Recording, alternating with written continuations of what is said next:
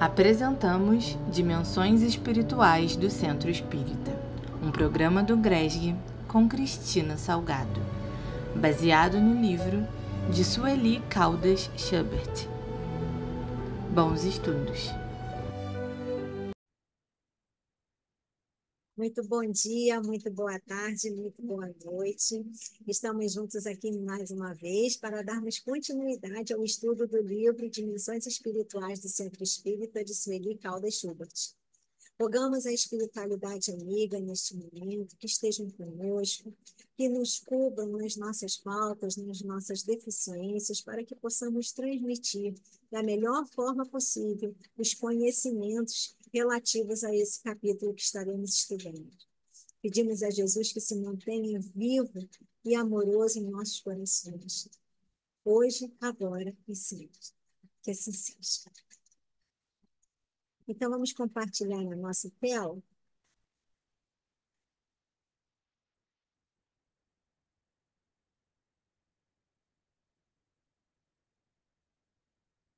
Então, vamos estudar no capítulo 12, Psicofonia Consciente. Trazendo inicialmente, né, uma pequena introdução, né, mostrando como é formada a palavra psicofonia. Né? Vem do grego psique, que é alma, e fone, que é som, voz. Então, a psicofonia é a faculdade que permite ao espírito comunicante, através do médium, transmitir o seu pensamento por meio da palavra falada. Né? E o que psicografa? É aquele que transmite através da palavra escrita. Ele depende de um papel, uma caneta, um lápis, para poder passar a mensagem que ele está recebendo. Allan Kardec, em O Livro dos Médiuns, no capítulo 14, no item 166, denomina de médiuns falantes aqueles que têm essa aptidão. O médium falante geralmente se exprime sem ter consciência do que diz e muitas vezes diz coisas completamente estranhas às suas ideias habituais, aos seus conhecimentos e até fora do alcance da sua inteligência. Embora se ache perfeitamente acordado em estado normal, raramente guarda lembrança do que diz. Em suma, nele a palavra é um instrumento de que se serve o espírito com o qual uma terceira pessoa pode comunicar-se. Hoje em dia não se usa mais esse termo de médiuns falantes, né? Desde que foi adotado o termo de psicofonia ou médium psicofônico, o termo médiuns falantes ele caiu em desuso.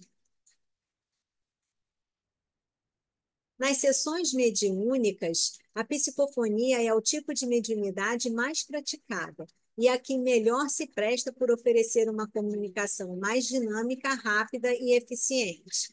Fica fácil da gente entender porque, através da palavra falada, é muito mais simples de se empreender uma conversa, né? Entre o doutrinador ou o esclarecedor junto àquele espírito. Entenda que quando eu falo de mais simples, é porque nós estamos conversando oralmente, né? Ficaria assim, talvez um pouco mais demorado se a comunicação do espírito viesse por escrito. Não, e aí o doutrinador teria que ler aquela mensagem para depois empreender algum diálogo.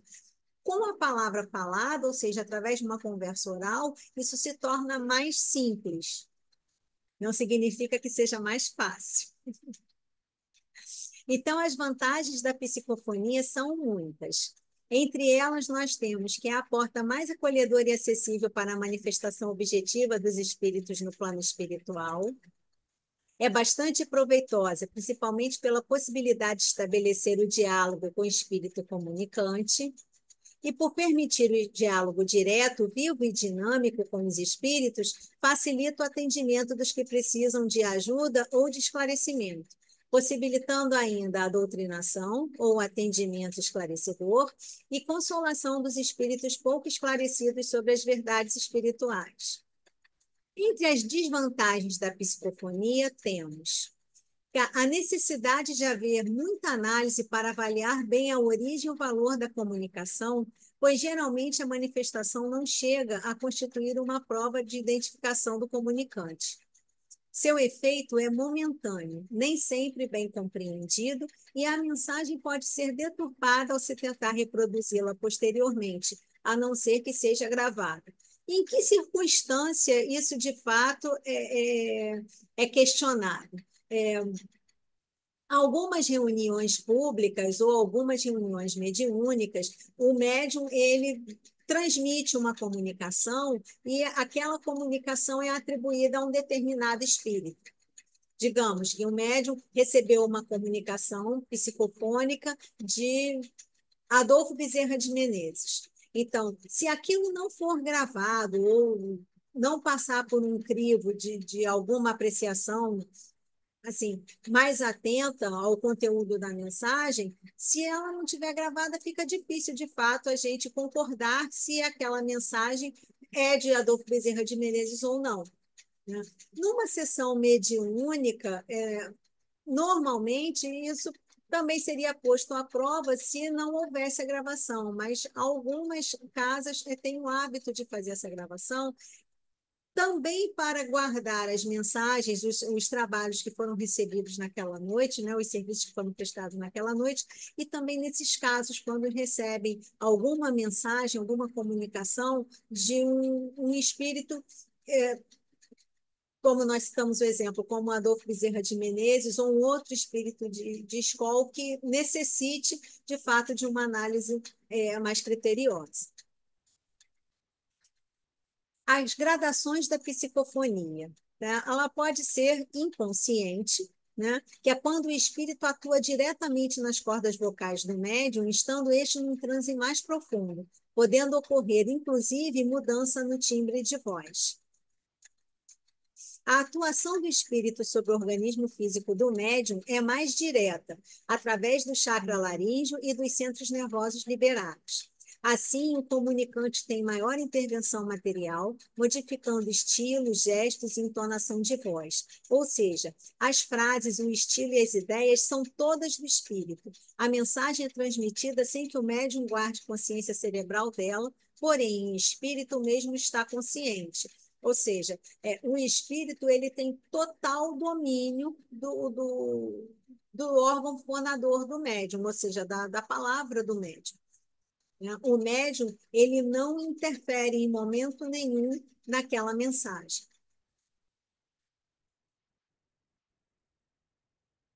Na psicofonia semiconsciente, o transe é menos profundo. O médium ele tem certa consciência da mensagem que o espírito transmite.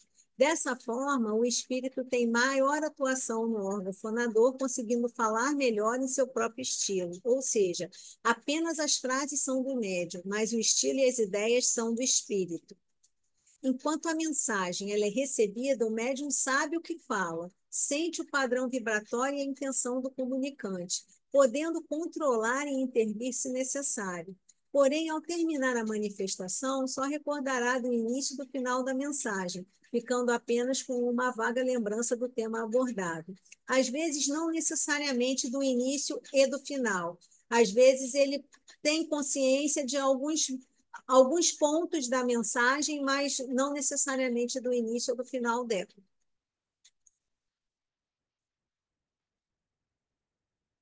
A psicofonia intuitiva ou consciente, o transe do médium ele é superficial. E, nesse caso, o médium transmite com o seu vocabulário o pensamento do comunicante, mantendo a consciência do que ocorre.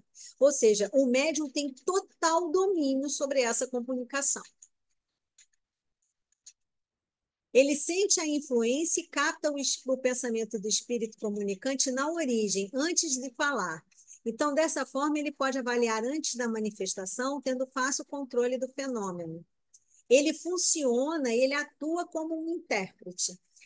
No que isso é interessante, no que isso é importante? Nesse caso, o médium ele consegue controlar, às vezes, assim, a reação de um espírito que está muito enraivecido.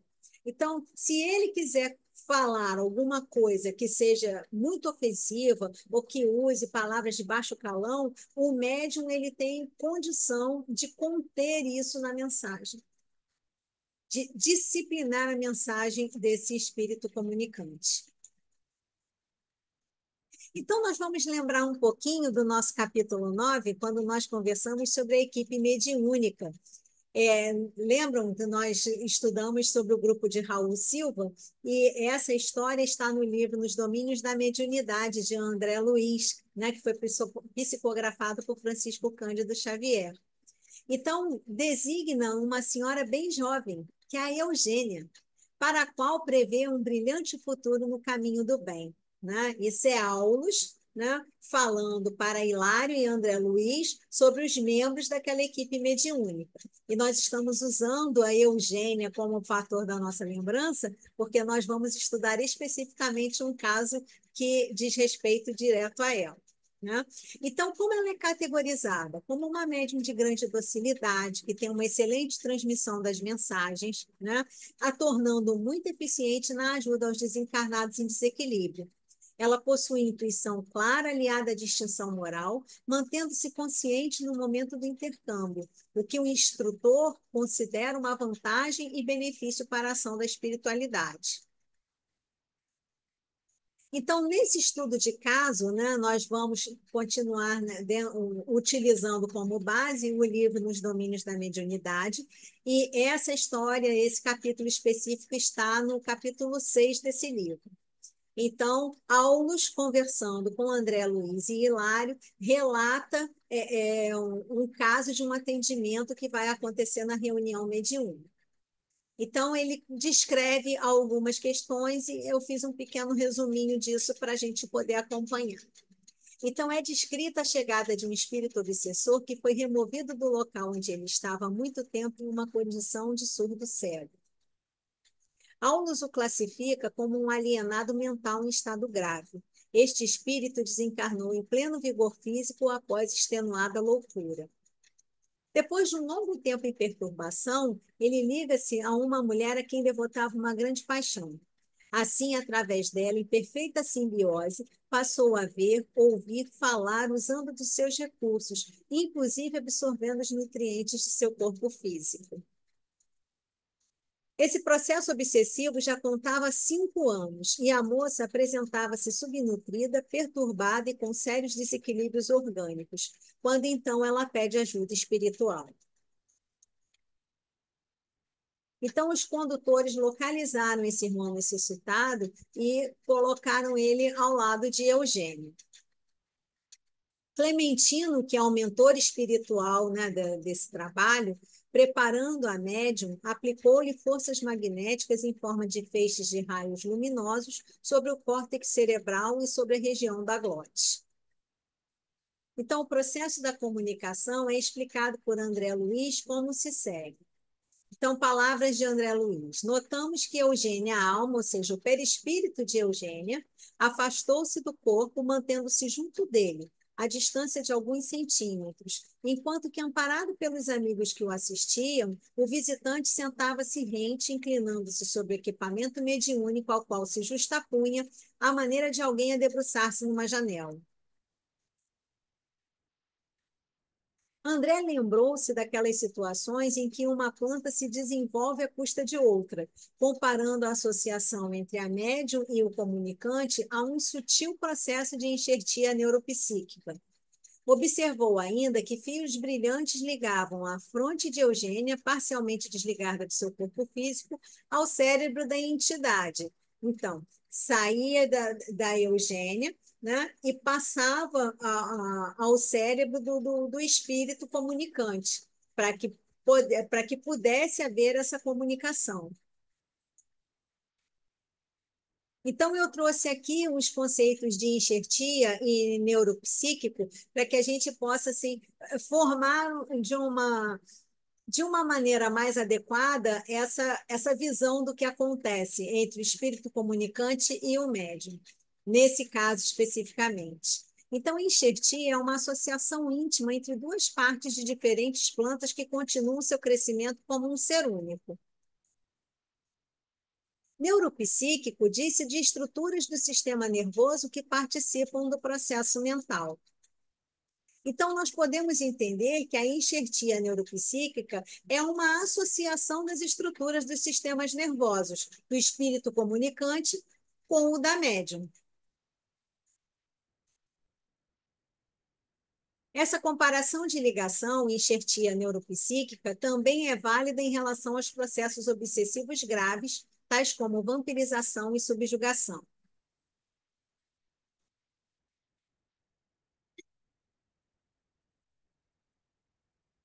E aqui vem um aspecto importante, que é o controle mediúnico. Então, embora a associação estabelecida, a médium exercia o controle da comunicação, pois captava antecipadamente o pensamento e as palavras que ele pretendia dizer.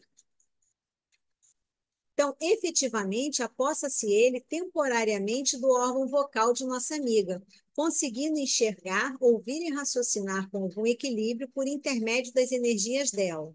Mas Eugênia comanda firme as rédeas da própria vontade, agindo como se fosse enfermeira, concordando com os caprichos de um doente no objetivo de auxiliá-lo.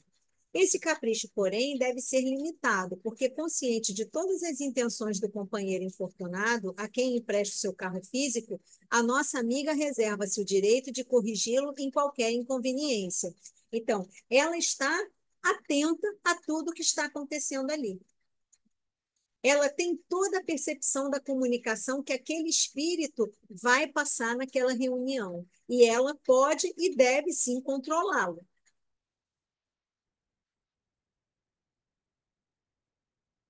Pela corrente nervosa, conhecer-lhe-á as palavras na formação, apreciando-as previamente, de vez que os impulsos mentais dele lhe percutem sobre o pensamento como verdadeiras marteladas.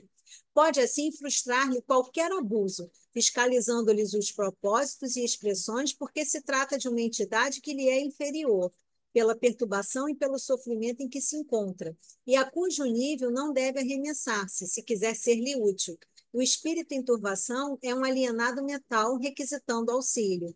Então, com a disciplina mediúnica, o médium tem condição de prestar esse tipo de auxílio ao espírito comunicante e ao controle de si mesmo. Porque o médium ele tem consciência de tudo o que o espírito quer comunicar ou de todas as atitudes que o espírito quer tomar no momento da reunião que está acontecendo. Então, nós vemos que a passividade da médium ela é relativa, ela mantém o controle durante toda a manifestação. E estes esclarecimentos estão em perfeita consonância com Allan Kardec quando afirma que nem sempre, porém, é tão completa a passividade do médium falante. Alguns há que têm a intuição do que dizem no momento mesmo em que pronunciam as palavras, e isso varia em função do nível de consciência desse médium, se ele é inconsciente, consciente ou semiconsciente. Então, agora nós vamos relembrar um pouquinho do capítulo 7, que é a equipe espiritual.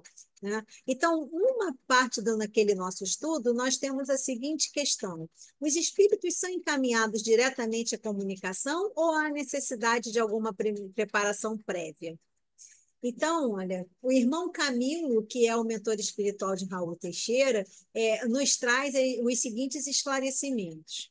Os desencarnados que se vão comunicar são atendidos antes das manifestações, sofrendo envolvimentos psíquicos dos mentores responsáveis, verdadeiros banhos fluídicos de substâncias calmantes, para que, ao contatar a mente dos médios, já estejam amaciados, permitindo que esses médiums tenham bom controle da situação, ao mesmo tempo que facilita as abordagens dos doutrinadores. Vamos lembrar que a equipe espiritual cuida de todo esse aspecto que vai acontecer a nível de espiritualidade. Ou seja, quem são os espíritos que serão tratados? Nesse caso especificamente, nós temos o exemplo de um espírito que estava em grande perturbação e que, associado à sua, vamos colocar como vítima, né? Porque a moça que estava sendo obsidiada por ele, ele já estava num ponto em que já estava se alimentando dos nutrientes que ela absorvia através da alimentação. Então, ele já estava num ponto em que, quando ela pede o auxílio e é constatada, né, essa necessidade dessa intervenção, a equipe espiritual consegue localizar esse espírito e consegue trazê-lo à reunião mediúnica, porque ele será atendido através da médium Eugênia. Eugênia, por sua vez, é escolhida por quê? Porque ela tem condições favoráveis para receber em comunicação esse espírito perturbado. Então, se Eugênia, por algum motivo qualquer, naquele dia não tivesse condição de receber esse espírito para se comunicar, talvez ele não pudesse ser atendido naquele dia, porque entre as pessoas do grupo de Raul Silva não tivesse alguém capacitado a atender aquele espírito da mesma forma que Eugênia. Então, mas todo esse preparo é feito previamente pela equipe espiritual. A equipe espiritual localiza o espírito que será atendido, trabalha esse espírito magneticamente, de forma que, quando ele seja recebido pelo médium na reunião mediúnica, seja favorável tanto para ele, quanto para o médium, quanto para a equipe dos encarnados que estão ali trabalhando naquela reunião. E Camilo continua, né, explicando que ele leva-nos a perceber um ângulo que temos abordado há muito tempo, ou seja, os mentores programam os trabalhos de acordo com a qualificação da equipe encarnada. Infere-se, pois, que não é o grupo que decide a abrangência da reunião, e sim a espiritualidade, que irá encaminhar tarefas conforme as condições e disponibilidade dos seus integrantes. Então, quanto mais coeso é o grupo, quanto mais harmônico é o grupo, maior a facilidade, maior a qualidade de prestação de serviços à espiritualidade. Então, a espiritualidade sabe se pode levar para ser tratado em determinado centro espírita o espírito em determinadas condições. Por quê? Porque a casa tem uma psicosfera adequada para esse tratamento, a equipe mediúnica tem condição de receber esse tratamento e a equipe espiritual consegue aliar todas essas condições para que o espírito seja tratado naquela reunião. Hermínio Miranda, ilustre escritor espírita, em seu livro Diversidade dos Carismas, fala detalhadamente sobre o tema e registra a explicação de um dos médiuns da reunião por ele dirigida, que nos interessa neste estudo. Informa o médium em questão que o espírito do médium não perde a sua autonomia nem sua autoridade e soberania sobre o corpo emprestado a outra individualidade que o manipula. O corpo é de sua inteira responsabilidade, e somente através de seu perispírito pode a entidade desencarnada atuar sobre o mesmo. Convém lembrar que um dos pontos básicos da comunicação mediúnica refere-se à afinização vibratória entre o perispírito do médium e o do comunicante.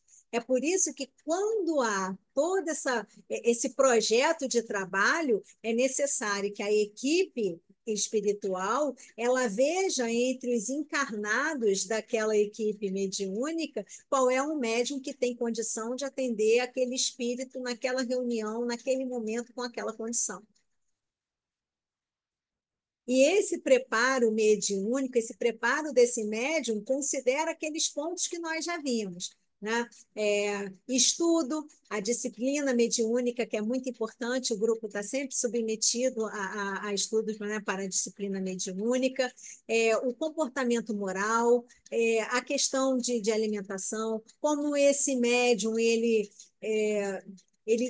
ele procede durante todos os dias, não somente no dia da reunião, né? Não adianta eu levar uma vida desregrada de segunda a quinta-feira, e na sexta-feira eu viver santamente porque eu tenho reunião mediúnica.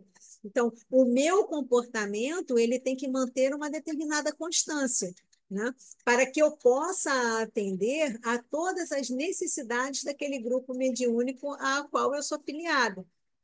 É isso que caracteriza a homogeneidade desse grupo. se todos do grupo estão imbuídos por uma mesma finalidade. É lógico que eu vivo uma vida de matéria, né? Eu tenho as minhas vontades, eu tenho os meus desejos, eu tenho os meus erros, os meus acertos, às vezes eu exagero uma coisa aqui, outra ali, tudo dentro da normalidade que qualquer ser humano comum faz. Agora, no geral, o meu comportamento não pode ir contra aquilo que eu estou pregando. Né? Então, eu tenho que manter um equilíbrio entre as minhas condições materiais e as minhas condições espirituais. Então, dentro de toda a minha qualificação, a equipe espiritual da casa, onde eu participo das reuniões mediúnicas, ela vai saber que tipo de espírito eu tenho condição de atender, ou se eu tenho condição de atender algum espírito naquela reunião. Então, isso é muito importante ficar claro para todos nós. E isto se dá através das respectivas auras. No caso da manifestação de um espírito sofredor, necessitado, um obsessor, por exemplo, o médium aceita a aproximação e capta as vibrações dele no intuito de ajudá-lo, sem descer, como é óbvio, de sua faixa de equilíbrio. Então, aqui nós temos, né, vamos para um outro ponto importante, que é a passividade seletiva.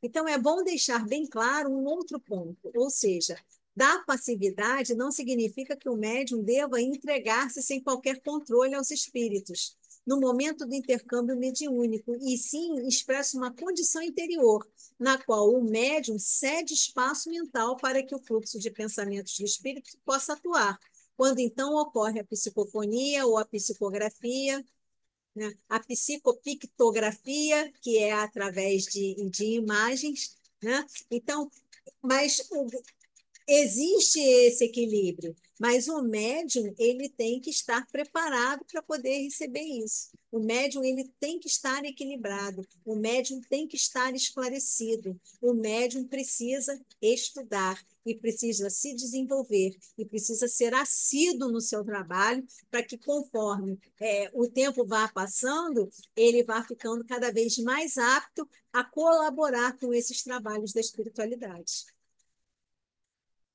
Então, ainda citando Hermínio de Miranda, precisa o médium dispor de uma bem treinada passividade para que ele consiga matizar e graduar nas suas manifestações uma passividade seletiva, que lhe permita uma boa filtragem da comunicação, mas não se deixe dominar pelo comunicante ao ponto de este forçar a sua passagem com qualquer tipo de material. E aqui nós temos dois grifos.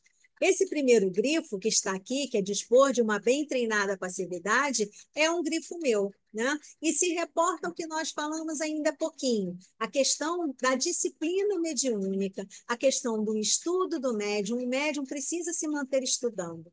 Não é porque ele conhece todas as perguntas do Livro dos Espíritos que ele é um médium que sabe de tudo, né? Então, nós não sabemos de tudo e precisamos ter consciência disso. E precisamos saber que, independente do tempo que nós temos de doutrina espírita ou do tempo que nós temos de práticas mediúnicas, nós precisamos estar sempre estudando para manter o nosso esclarecimento, manter o nosso equilíbrio e aumentar o nosso conhecimento. E assim, dessa forma, possibilitar uma passividade seletiva. E aqui sim é o grifo da nossa autora, porque a passividade seletiva é aquilo que eu também falei um pouco antes, é a capacidade que o médium tem de intervir em algumas atitudes do espírito comunicante. Então, se o espírito comunicante ele está muito agressivo, ele está muito raivoso, ele quer bater na mesa, ele quer fazer coisas que não são cabíveis naquela reunião, quem domina isso no espírito comunicante é um médium que está servindo de portador desse intercâmbio entre o espírito desencarnado e os membros da reunião mediúnica. Então, com isso é muito importante, né? Porque o médium, para que ele tenha essa consciência, ele precisa de experiência, de esclarecimento e de estar estudando.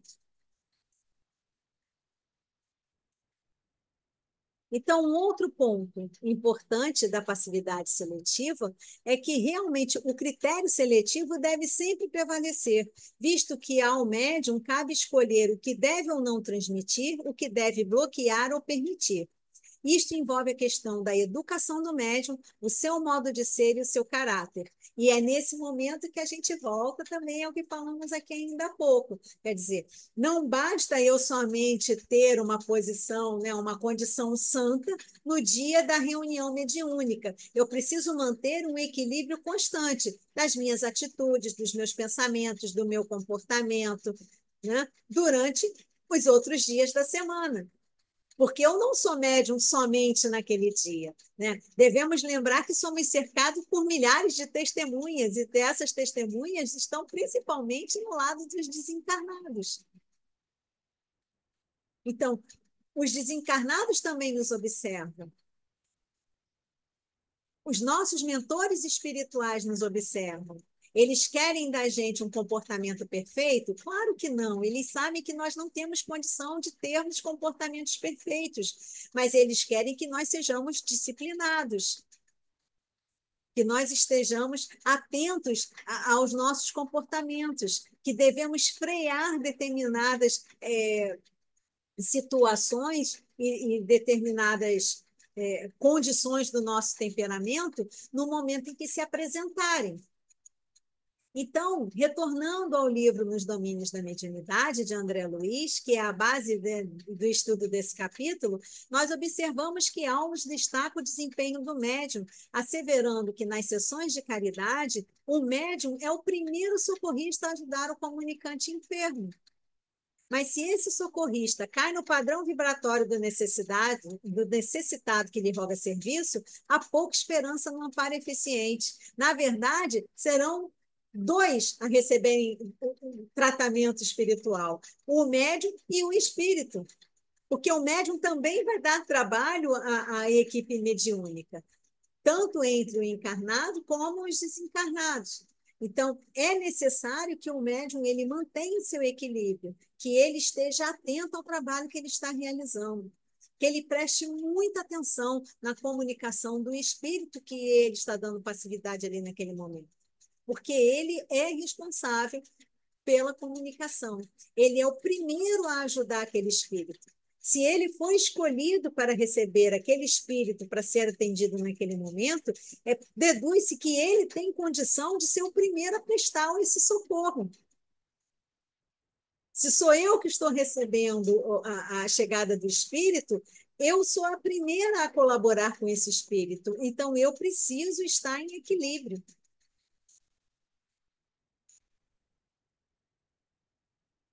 E este é um ponto muito significativo, pois nós já vimos médiuns que, ao transmitir comunicação de um obsessor muito intelectualizado, muito culto, passam a admirar a sua condição e, de certa maneira, torcem por ele no diálogo com o esclarecedor. Acham bonito quando o desencarnado tem argumentos difíceis, quando prolongam a comunicação, enfim, sem perceberem, estão se deixando envolver pelas vibrações do comunicante, ou seja, o comunicante tomou as rédeas do trabalho.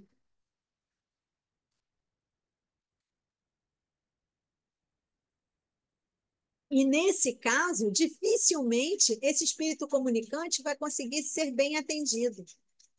E o médium também corre o risco de precisar, né, de um atendimento diferenciado, talvez sendo até afastado dos trabalhos mediúnicos, para que possa, de fato, se estabilizar, né?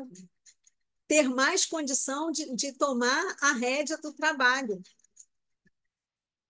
Hilário prossegue analisando o desempenho mediúnico de Eugênio e conclui que, nestes casos, ou seja, quando da comunicação de espíritos necessitados, o médium nunca fica distante do corpo, porque é por isso também que não se usa muito o termo incorporação na doutrina espírita, porque entende-se que o médium ele estará sempre consciente do que está acontecendo e ele tomará as rédeas desse atendimento.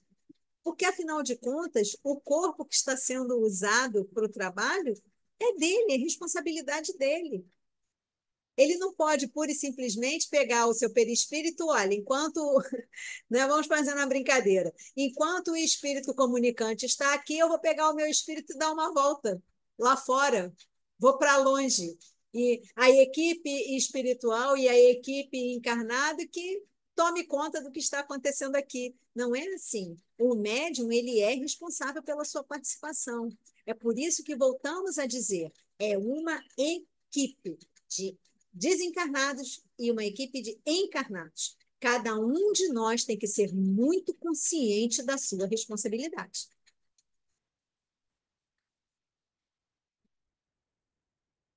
Então, dando continuidade aqui ao texto, né, ele coloca, tendo o instrutor corroborado a observação, o instrutor aqui é o Aulus, né, acrescentando que, como é natural, com um demente em casa, o afastamento é perigoso. Então, se eu estou trabalhando numa mesa mediúnica e sei que vou trabalhar com espíritos em diversos graus de perturbação, eu não posso simplesmente me afastar uma distância longa do meu corpo e deixar tudo ali acontecer sem que eu tome consciência do que está acontecendo, né? Entretanto, se fosse uma presença de um amigo espiritual, o médium ficaria tranquilo e poderia se afastar a maiores distâncias. E entenda que a maior distância não é uma distância tão longa ao ponto de, assim, não haver um controle da situação como um todo.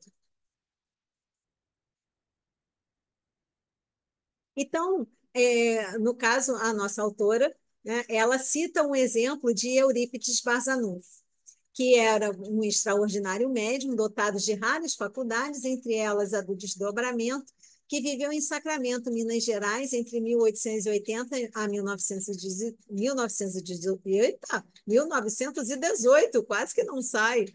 Era assistido por espíritos do Jais de Vicente de Paulo e Bezerra de Menezes, o que lhe possibilitava, quando em desdobramento, a atender com segurança e amor aos enfermos e necessitados que se encontravam distantes.